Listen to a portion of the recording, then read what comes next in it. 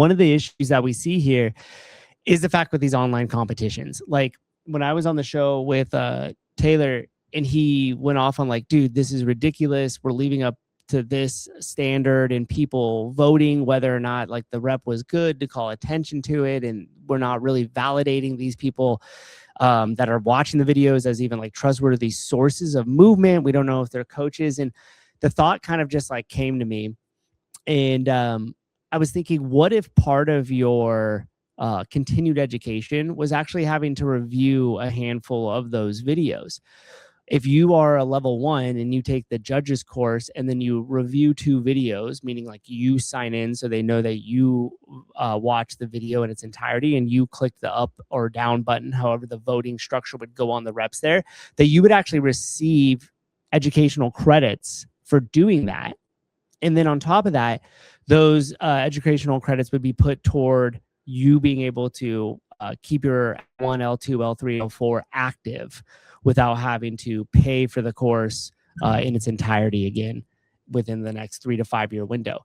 Because if you think about it, if you're watching movement, you also want to see standard and stuff like that as well. Now, I get it. Competition is completely different than coaching. Nobody knows and respects that more than me. But if you have an opportunity for them to watch 2 or 3 of these videos, takes about an hour or so of their time, analyze those reps, be able to vote on it, you might be able to then incentivize actual coaches that want to keep their education current, want to keep their L1 current, or actively participating in coaching inside affiliates, and give them some sort of incentive to watch those videos. The other thing I would do is gamify it a little bit, meaning, hey, if you came on here and you watched 3 of the videos and you had this milk, like we could start to highlight some of the coaches, whether even it's just in a small way on social media or internally, as far as the ones that participated the most, watched the most videos, did stuff like that. Because if you were able to be incentivized with not only continuing education's credits, but some sort of gamification to get you to do it, and you have to put the incentives in the right place, because you don't want people doing these marathon votes and not really, watching the videos, and they win the Hawaii vacation because they watch the most or something. So you obviously have to be very understanding in your incentives and what consequences those might produce. But I just feel like if you had a reason as a CrossFit coach to go in there and watch those videos, and you only left it open to L1s, L2, L3s, L4s that are active and current, you would be able to take down the random people showing up and just upvoting or downvoting their favorite athlete or their favorite athlete to hate. You would incentivize your coaches to watch more movement, get more involved in kind of the online season and stuff that's going on.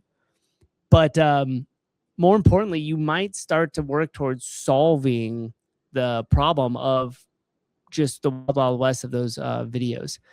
The other thing too that I always think about, which is interesting, is how many of those CrossFit Games athletes, especially with coaches, are screwing up their video submissions. It's odd to me that you wouldn't really like print all those out, go over the whole thing in a bunch of detail, read it, reread it, do a rehearsal with somebody that's at your gym. Like if you're taking it seriously, like you would probably, at least in my opinion, want to do everything in your power that you could to make sure that you weren't going to lose out to some dumb little thing like the camera wasn't quite at the right angle. But I like the idea of using the online judges' reviews in other sources to continue to bring coaches to CrossFit.com. One of the massive mistakes that was made that didn't go as highlighted with a lot of stuff was changing CrossFit.com from an educational platform to then a lead generator for gyms. I still think it could be something that people want to get involved with their local affiliate and they're being educated at CrossFit.com. Super important to have the map. Super important to have some sort of search, like where's the nearest CrossFit gym near me. But if they don't have a reason to be on the website, if they're not gaining any value, and the value in this point is educational material that they could use to take back to their clients, their parents, their friends, themselves, and it's constantly being updated like the CrossFit Journal and available on every single platform or medium, meaning written, video, audio. Like that's the biggest travesty of that website, because in my opinion, that's where I went to 5 p.m. every single day. The workout of the day was going to get posted. The new article was going to get posted. Something was going to be released in the CrossFit Journal that I could go and watch, even something as simple as the WOD demos. I mean, the fact that those aren't even in play anymore. And it would be so simple to say, hey, here's the format. If you're a local content creator or a coach that just enjoys doing it, you could do this same format and film at your gym and potentially be on a WOD demo one day. Like it just seems like we're under leveraging the people that are already really involved and doing great at it. And not just focused around education. And the WOD demo is something that's simple that also educates. You get a look inside of other people's gyms, how they do stuff. Maybe they have different creative websites.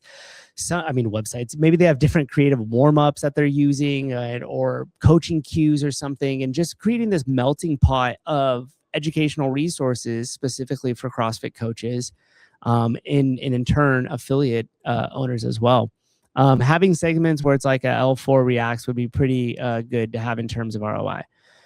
Yeah, Jacob, that's a great idea. And he said for education, the next comment, like if you have the ability to start creating educational resources, you could start already where the attention is. And that's why I said something about the online competitions, because Taylor was right in the sense of like, man, if you're a judge for some of these athletes and you're not even judging, and you could see their judges right there and their quality of movement is not great and it's not to standard, like you just start to lose faith in the online competition. And then you start to get this whole like, oh, well, this is just another excuse not to participate.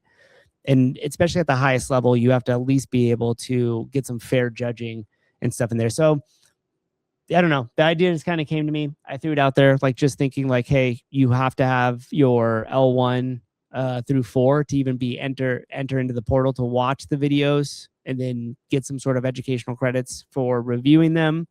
Could be a good way to get coaches more engaged, as well as be able to have them start looking through and reviewing a bunch of those videos.